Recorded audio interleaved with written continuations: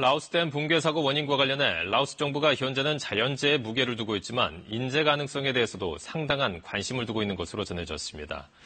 피해 지역에 대한 수색과 구조 활동이 아직 더딘 상황인데요. 우리 정부 차원의 구호 활동도 본격화되고 있습니다. 송영석 기자가 보도합니다. 라오스 정부 고위 인사들을 만난 신성순 주 라오스 대사가 우리 정부 관계자론 처음으로 현지 정부의 입장을 전했습니다. 신 대사는 라오스 정부가 현재 자연재해에 비중을 두고 있지만 시공에 문제는 없었는지 인재 가능성에도 상당한 관심을 갖고 있다고 말했습니다. 특히 아무리 비가 많이 와도 버틸 수 있게 댐을 설계했어야 하는 것 아니냐는 게 라오스 정부의 생각이라는 겁니다.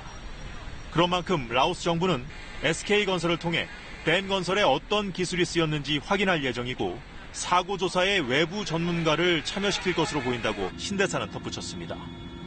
하지만 댐의 반대편까지 유실됐을 만큼 사고 현장이 처참해서 원인 규명은 쉽지 않을 것으로 보입니다. 시간이 지나 물이 빠지면서 고립된 마을로 구조대의 접근이 이뤄지고 있고 실종자 수색도 아직은 더디지만 본격화되는 분위기입니다. 하지만 인명피해 규모를 놓고는 논란이 커지고 있습니다.